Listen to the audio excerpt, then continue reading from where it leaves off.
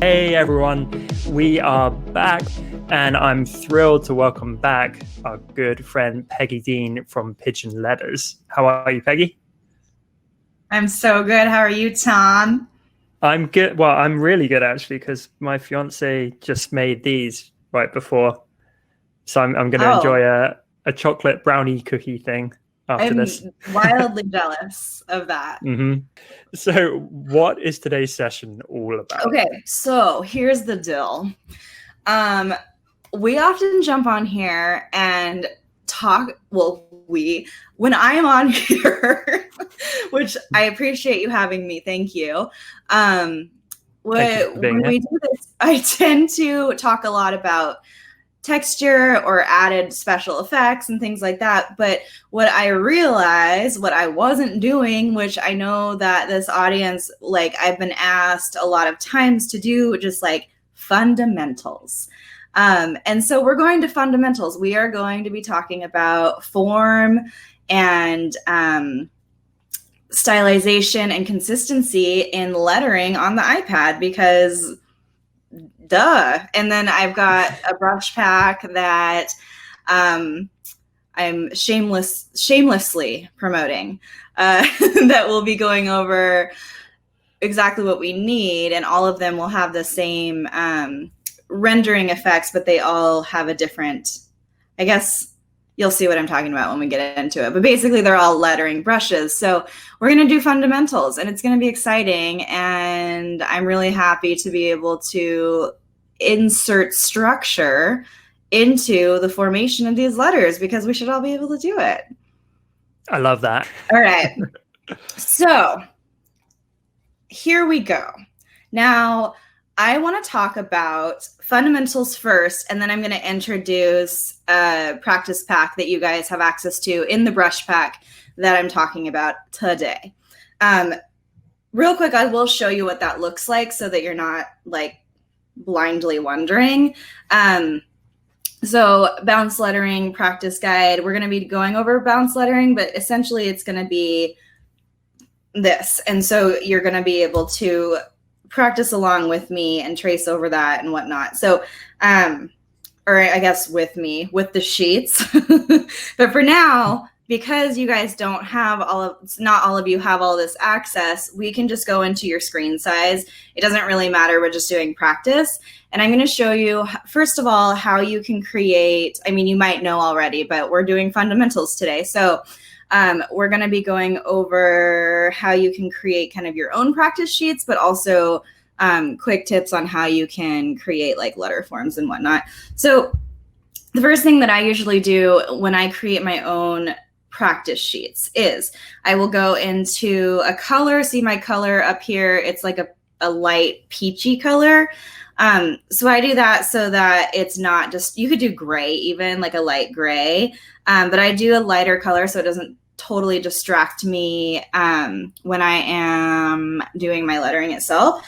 And then make sure you're on a brush that can be thinner. This is the brush pack that I'm going to be using today. It has 25 brushes and they're all lettering brushes with different effects. But basically, I'm just going to be using really light pressure, and then I'm just going to drag a line and then hold it. And you guys might know this or might not, might know it. But if you hold one finger down as well, see how it snaps as I move it? It'll snap it to 15 degrees. And that creates my straight line. And then if I go to my layer panel, it's on the top right, I tap that. On layer one, I can swipe to the left and say duplicate. And then I can duplicate that and bring it down. And if you have snapping on, which you see on the bottom left, it's going to make sure to stay centered. And then you can make sure everything's aligned. And then from there, I'll merge these layers. You can tap the sorry, this is really fast for those of you who don't know, but this isn't the point. But I just wanted to give you a tip before we jump in. So then you can tap the top one and say merge down. And the reason I like to do that is because now I can duplicate both lines and it saves me time. And then I can hopefully space that out well and then duplicate that by merging it down and then duplicating again. Now I have 4 lines. And so basically this is just a really quick way that you can make your own lines for practicing. So I'll merge those together and then create a new layer. You never, ever, ever want to practice on your lines because if you can keep your practice guide a separate layer, then you can use it again and again and again. Whereas if you accidentally letter on it and then exit out of Procreate and then come back into it, you won't be able to undo. Susan, just to go over that real quick again, if you just drag a line, a real light line, and hold it down, you don't release. So like if I was to draw a line and release, it looks like this. But if I draw a line and hold it, it'll snap in place. And then if I put my finger down, it snaps to 15 degrees increments. And then I can make sure it's perfectly straight. Okay, so once I'm on a new layer, that's where I can have my guide. And I can think of this as a guideline and this as a guideline. Typically in lettering, you're gonna see a lot more than this. You're gonna see, I'll just do it in black. So let's say this is an X height, which is essentially where your lowercase letters will, the height of your lowercase letters will be. Don't judge that really bad A. And this will be your baseline, which is where all of your letters sit, right? And then you have a cap height, so cap, and that's where your uppercase letters live. And then you have an ascending line and a descending line. And that's basically like when you're lettering, your D can come all the way up to there, or your G will come, well, that's a bad example. This is the descending line. There's a few. Sorry, this is confusing. But you have a descending line and then this is like a middle of the road one where it's like you have your bounce lettering, go down to here, but then your like actual descending line goes down to here. So don't worry about all of that. This is a lot. And but the practice sheets that are in the brush pack has all those lines. And then it has the actual form you can follow along with. But I just wanted to show you how you can make your own, just in case. Okay. So that being said, let's see. So once you have that, then you can go from there. If you want to get real technical, you could also add, and I'm going to remove these lines for a second because I do want to talk about formation. This is like my trick, okay? I've coined it, I've decided. If you create 4 lines, okay, or 4 dots, and then you start forming your letters. I think of letters as if I'm just choosing a new color, so don't worry about everything I'm doing on my screen. I think of it like it is a shape, and I'm only ever choosing 3 of the 4 dots.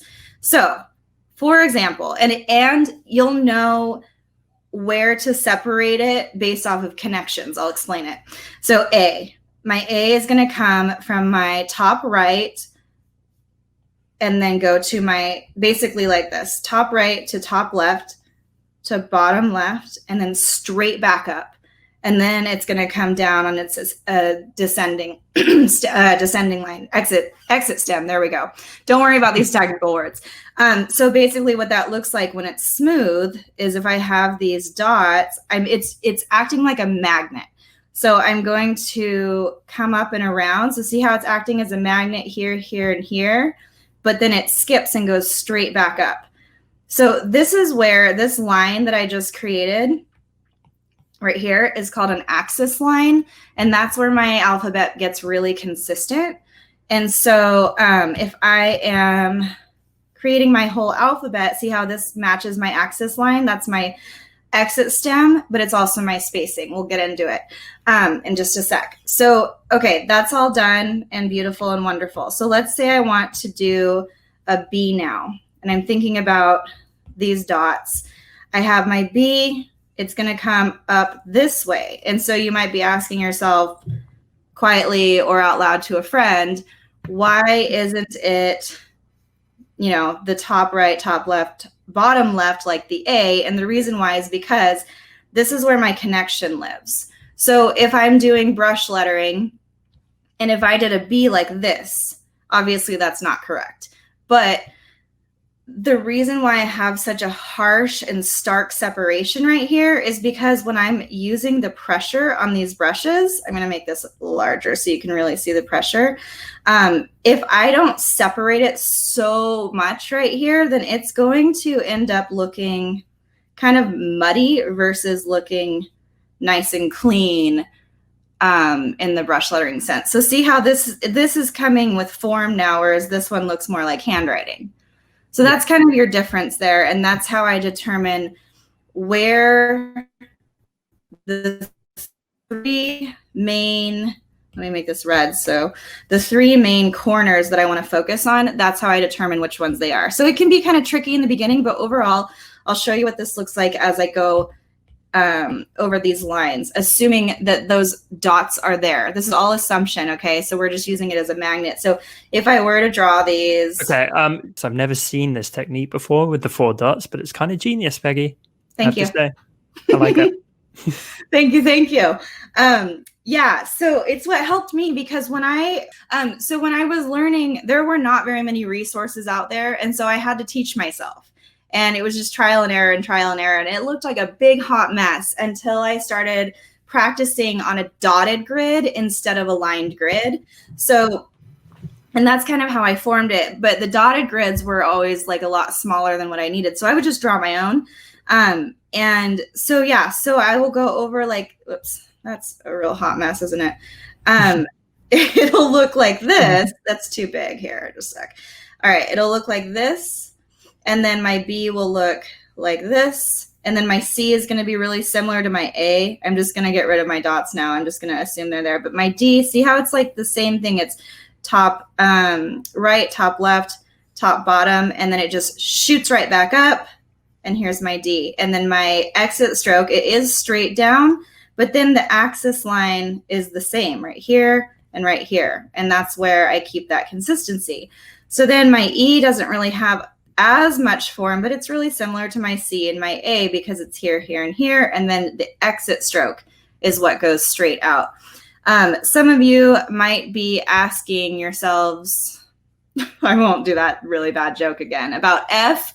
And I typically just make sure that it looks like it goes with the flow of like the D. And then I can do any kind of cross I want. Some people like to do this cross. Some people like it to be a lot thicker or flowier. So there's a question in the chat about how you would do the bounce lettering with the dots. So the dots are essentially fundamentals to learn form and I know cohesivity isn't a word, but it is right now. So it's just kind of to form that. So you'll see I'm not doing any like ascending stem loops or descending stem loops. And what that means is I'm not doing like a loop right here. And that's because I'm just wanting to go over form with you guys real quick. So see like my H, this is where my separation is. And so I went from the bottom left corner to the top right corner down to the right bottom corner. And I skipped this one technically, because if I look at my base shape, it's right here. So here are my 4 dots, and then this line comes in, if that makes sense. So yeah, it does. All right. So continuing on, I don't usually go over the entire alphabet because I don't want you guys to be so like droolingly bored. Also, I have this practice guide in this set that you can grab. So you can see exactly like how all of these letters are being structured and whatnot. But there are 2 letters that I really want to touch on, and that's M and W. And the reason why is because if you were to use them in this dot that I'm, this dot situation that I am making up, then it would either look like this, which is really scrunched up, or it would look like this, which is really excessive. So what I want to point out is that remember that the dots are there only as a guide. They're only there as magnets to form a letter. So if I think about it that way, if I'm doing my M, I have my first line down, and then I've got my magnet. So here's my connection is right here. I'm about to come up into this loop situation, or what is it called? An overturn. And so I know that my connection is where I want the most separation. So that means that this stroke is going to shoot straight out and then come straight down. And then I'm going to do that again. And then suddenly my letter isn't stretched and it's not smushed, and I still have this structure. And so you think of the dots as structure at that point, okay? And same goes for W. If I come straight down, then I know to skip this area on the bottom right, because that's where this connection is going to be, and I want it to be smooth, if that makes sense. Yeah, it does. With the letter width, you were kind of showing how it's too narrow, but if you double it, it's too wide. It made me think of Letter Builder, when Ian and Stefan have demonstrated that, because for M's and W's, they basically use 1.5 letter spaces for it. That's a good point. For that reason. So this is, I guess this is kind of what we're seeing here. Yeah, you guys, also that guide he's talking about, I have it. I'll show you real quick what it looks like. Letter Builder. So you see how these guides here, it's like basically a stamp. Here, I'll make that bigger so that you can, whoops, way too big. So you're able to literally like build your own letters based off of these guides, and you can do italic or whatever. And it's a really awesome brush set. So if you're not doing like brush lettering and you're doing like hand lettering where you're building letters, that's a really good brush pack. And they probably went over it. Okay. So without doing the entire alphabet, now is when I want to talk about how to apply brush sets that have the capabilities of doing what I'm doing. Because if you don't know how to properly use these, then your letters, they might have the same shape as mine, but they might not have, you know, the thick stroke and then the thin upstroke, which I didn't just do. It's a lot more obvious the bigger they get, but let's say thick upstroke, thin, or no, okay, excuse me. Let me explain this. So when you are doing brush lettering, if you do, like you have your guides down, that's great. If you want to ever practice faux calligraphy before you go into the brush calligraphy, it will help you so much to know how this works. So you can't see my hand and my stylus. So I'm just going to explain what I'm doing with it on the screen. So, but I wouldn't actually do this. So I'm hovering. If you hover over your letter, how come it's not working? Oh, because here. Okay, if I hover, why? Oh, because I'm on my eraser. All right. So I'm hovering over my D. And then I see like, okay, here's where it goes up. Here's where it goes down. Here's where it goes up. So on my down strokes, that's where I would add a line thickness, and then I can fill that in. And then I go on my upstroke right here. So that's where I hover. I don't want to actually add any weight to that. I'm just showing you on the screen so you can see. And then here's a downstroke again, and then an upstroke. So on all of my downstrokes, that's where I add weight lines. So if I was to do that in the same color, it would look like this. So see how I just added weight in a really terrible way, and it doesn't look great. But you see how now the reason why I want this connection right here to be open is because when I add my weight line, it won't mush together.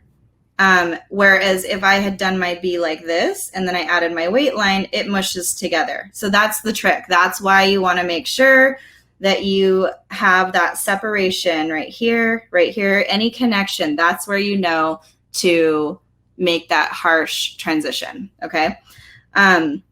So you can do it that way. Now, while this is a quick session, I want you guys to really focus on trying to build your letter forms before trying to go into learning how the brushes work themselves. So it's like two separate learning curves. So if you can do faux calligraphy longer, I recommend it. Now, if you feel like you are ready to move on though, the downstrokes where you would add weight, a weight line to a letter is done on the iPad with pressure.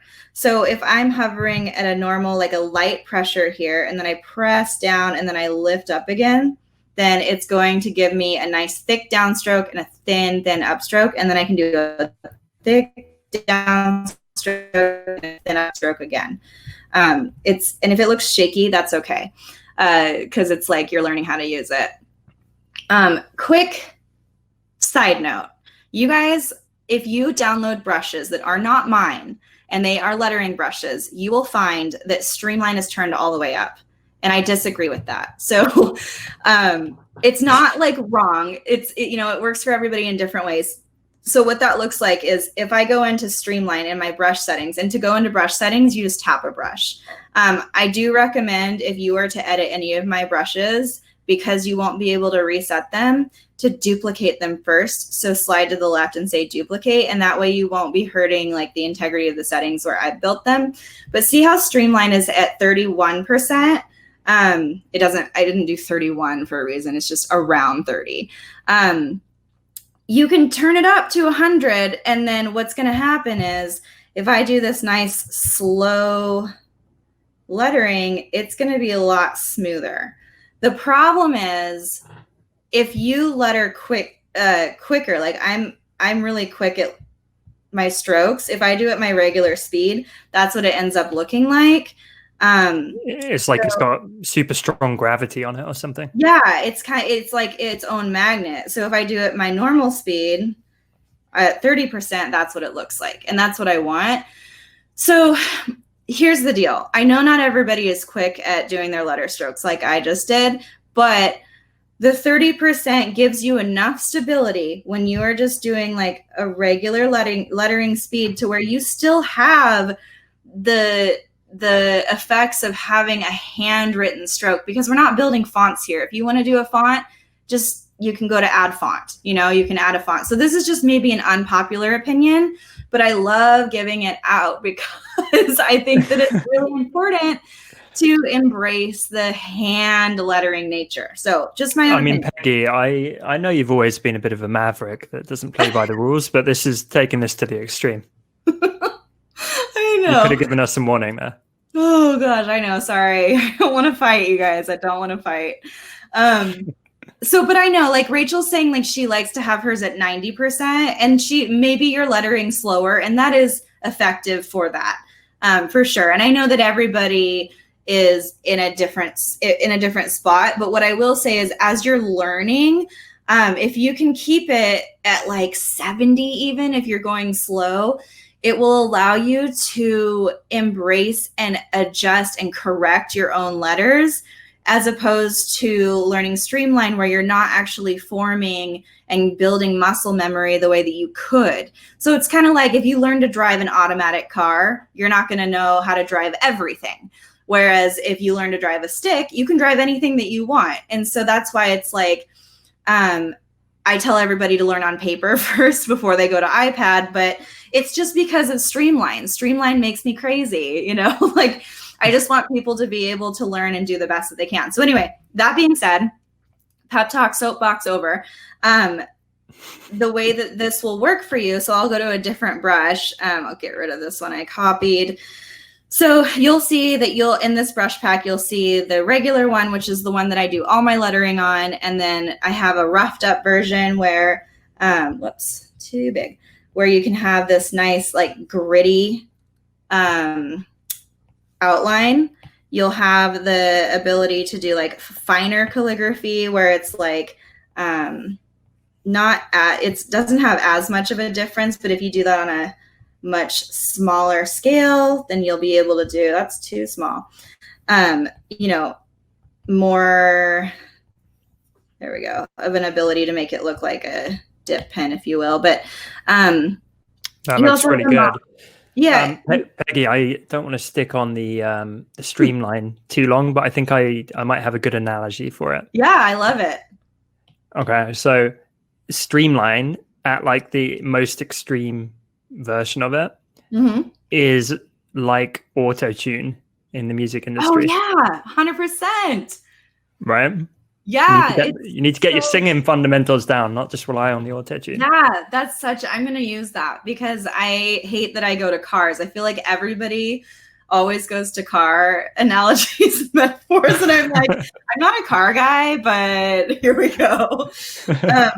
So you'll also see like a monoline version, which is really, really helpful when you're learning these base shapes. But it's also fun to just do monoline lettering. So you'll see 0, 0, 0 effect to your brush strokes. So this is a really good one to practice with. I have a fatter version. I've got watercolor versions. So they're going to look, oops, too big. They're going to look like this, and they're going to have that like, you know, overlap here where it's going to look, just so you guys know, that flourish I did is not something that I would normally do. It's not pretty. It was just an example of how this brush is going to fade off as you use it. And then I have an opaque version. You have a glitter. You have another form of glitter. So it's a really fun. That glitter's fun. Isn't it? So it's just a fun way of getting this structure down. Whoops. With, and then having effects with it. So we can go over this even more. I'm going to get rid of these things because I want you to see exactly how this structures when it is connected. So what this will look like if I'm connecting letters, and you can practice this with just ABCs. So you know how to structure your letters, assuming, let's pretend that you do now, and you might, and that's great. Let's pretend that you are like nailing it on your thin and thick strokes, which is great. I'm proud of you. Now we're going to connect letters. Don't worry, we're going to practice all of these things during the connections, and I'll call them out, but I want to get you guys through everything. So you can practice with the alphabet, and then you can practice with actual words. But since we went into like F, G, I'll go into how about, I'll just start with O. So some of you might be asking yourself in your head or out loud to a friend, I can't stop.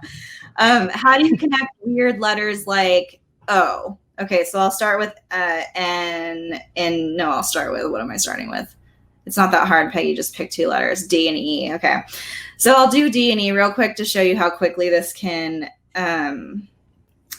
make an effect. So I have my D, I have the structure right here, I've got the upstrokes and downstrokes, and let's say I'm going to start putting my descender or ascending stem line in, and that's going to come up lightly, down with full pressure, and then up again. Those of you who are wondering about bounce, you can just drag that below the baseline slightly and come back up. Now, your connections with your letters, do you see this line here and this line here? This is my spacing of an exit stroke. That's going to determine my spacing in between letters. So what I mean by that is I want all of my exit strokes. I know that was fast. I'm just a fast letterer. You guys don't have to be that fast. It's just like, this is my trick to stop shaking, because if I do it regularly, I'm probably going to shake on my upstroke, even though I didn't really right then. But usually I would.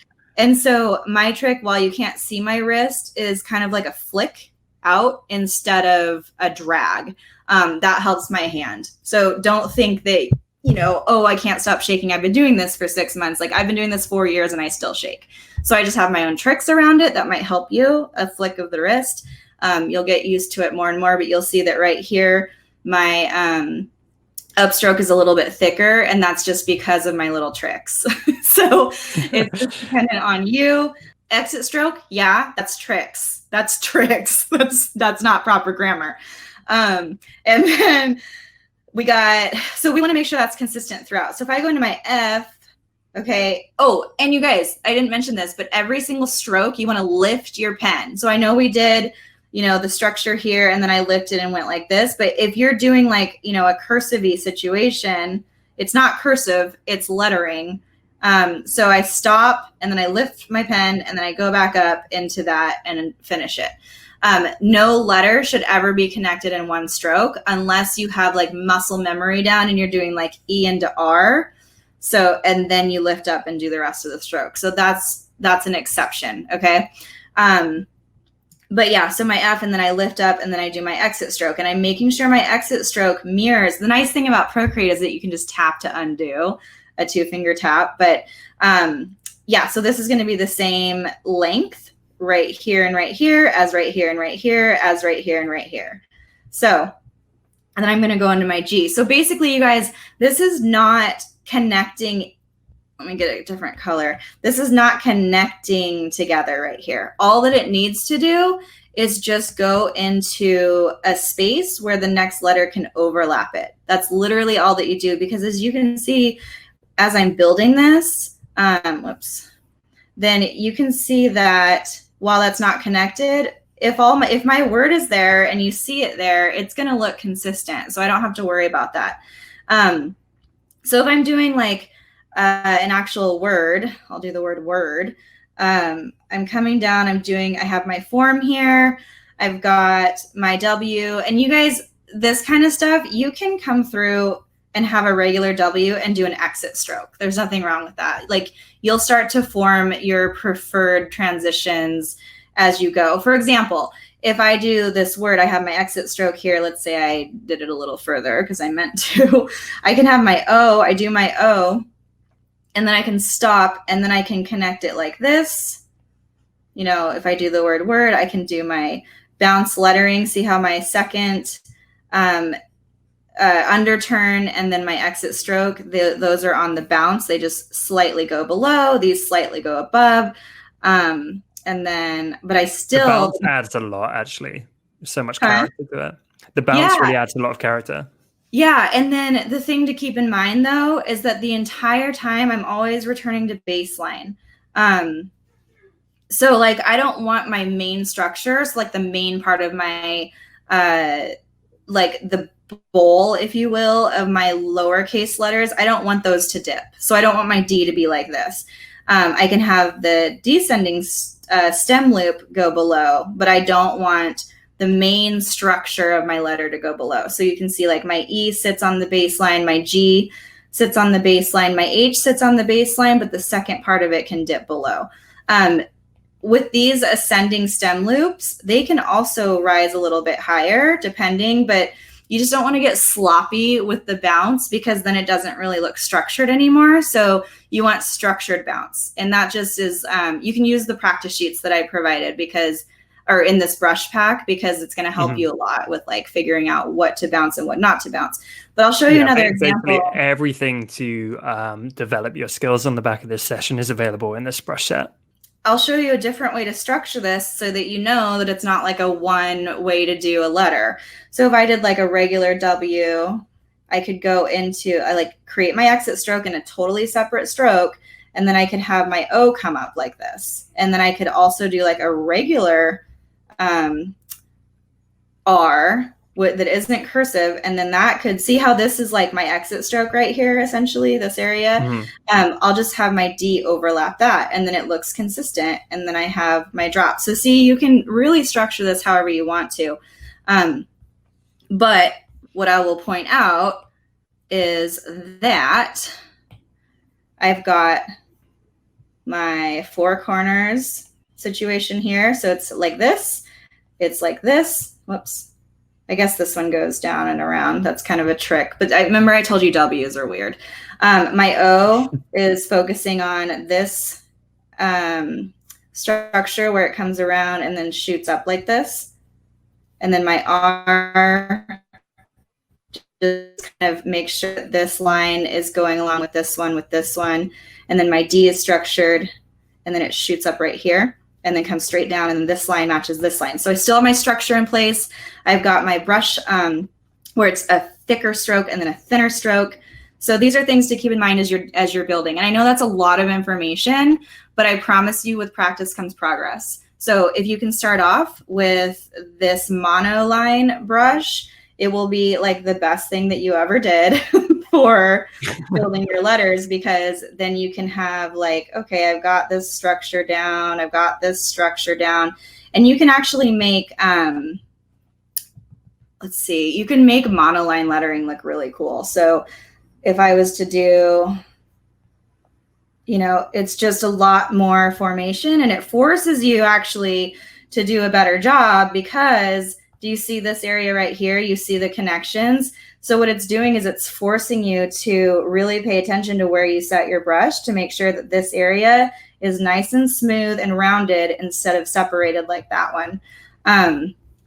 And then I can connect here and just really focus on, I didn't mean to make this mark, really focus on making sure that everything is nice and smooth. So that, first of all, monoline lettering is gorgeous and I use it a lot. And especially in the design cuts tutorials, I've used monoline lettering a lot before we add like shadow effects and whatnot and things like that. But it's also really helpful to like form your letters, and you can make this a lot smaller so that you can just have like, am I on the eraser again? How does that keep happening? So that you can have more control over those shapes. But moving into like other types of brushes, like you have a textured, you know, glitter brush. Whoops, let's make that pink. You know, so that's just a lot of fun. You're like Confetti City. So there's a lot of different cool effects that you can do with lettering while practicing or just while making pieces, etc. Now, time, good. The other thing that I wanted to talk to you guys about, I know, is composition. So quick note, I know that you're about to spend all of your money because there are so many great resources, but I wanted to mention that this brush pack down, I have it at the very bottom, but Grid Builder, which is by also Stefan and Ian. This is so good and such a time saver for composition on lettering, because you can structure things just how you want them to be. But let's say you don't have that option. I'll show you exactly how I structure my lettering pieces. Oh, what do I want to use? What do I want to use? What do I want to use? Which one do you guys want to see? Does it matter, or can it be anyone? Any of them. Okay. I want to see the oily round brush. That's perfect because I want to do that. It's also a newer one, so it's just kind of like a gritty. Like if you look close, it's got this texture, so it's fun. Just a little added something. Listen up. Now we're going to talk about composition, and I'm going to just randomly come up with something to letter, and I'm really bad at this. Nature is alive and talking to us. How about that? Okay, you're welcome. So I'm going to move my canvas. I like to do portrait so much, and I try to keep this landscape because I know it's like the screen size situation, but this is just me.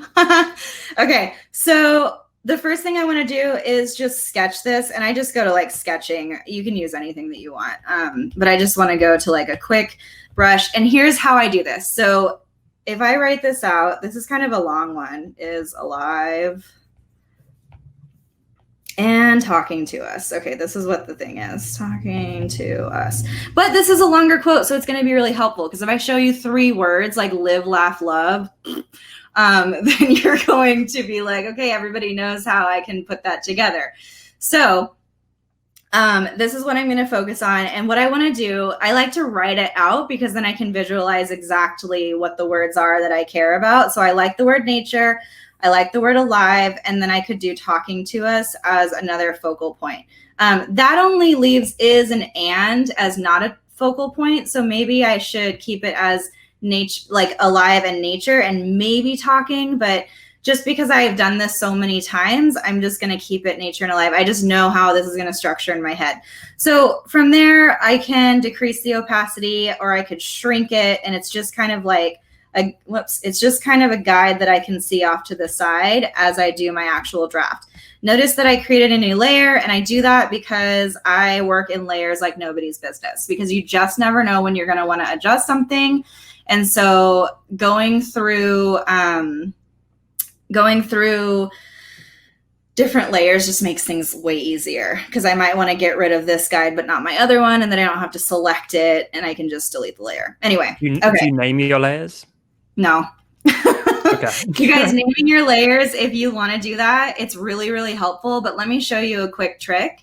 This is what I love to do. I'm like, ooh, organic workflow here, where this is a cool trick. Okay, so let's say I have a ton of layers, and maybe they're the same color, maybe they're not the same color, whatever the case may be. Let's say I don't like this stroke right here, and I'm like, oh my gosh, I have to go in and find which one that is by turning on my layers, turning off my layers. How annoying.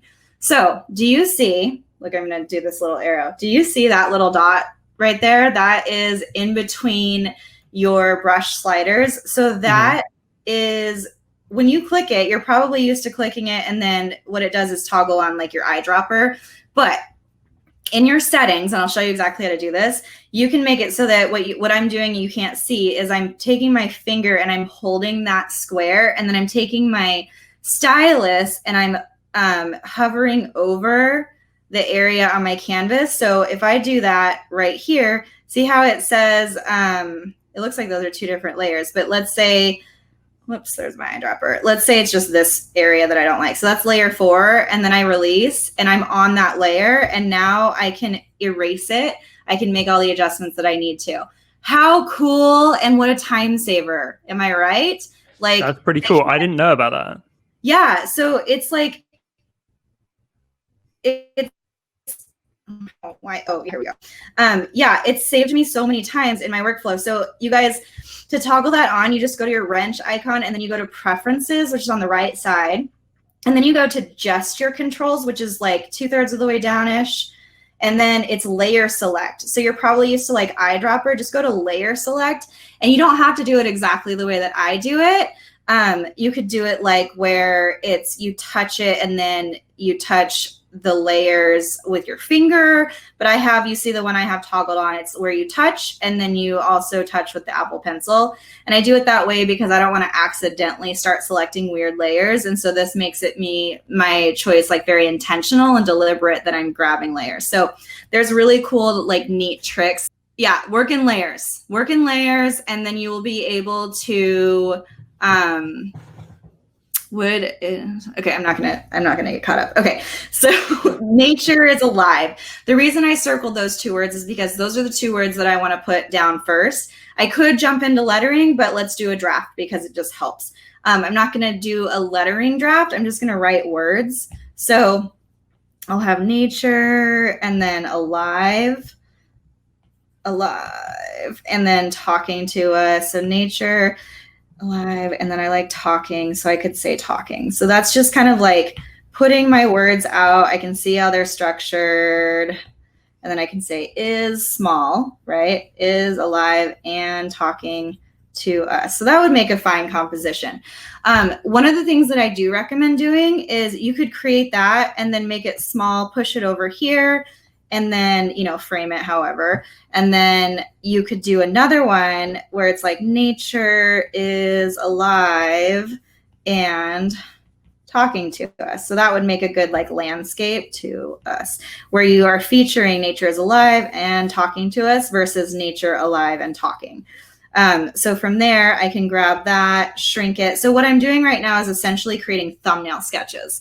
And that's going to help me. And then I can look at things overall and say like, okay, how do I actually want this to come up? And I'll tell you what I just did, even though it's just 2, I can say that while I thought I wanted it to be like this, I actually like this structure better. So I'm going to go back to landscape. Look at me go. So I know that that's what I want. I'm going to move this right here so I can see it. You guys don't have to have this draft. It's just like a visual, if that helps you. Okay. So now, a quick tip, you know how we did those lines for practice? Here's another tip where you don't have to create any lines at all and work on any layer at all. And that's to go to your wrench icon, go to canvas, and then drawing guide. So see how that just created grids? You guys can use the grids as the dots, right?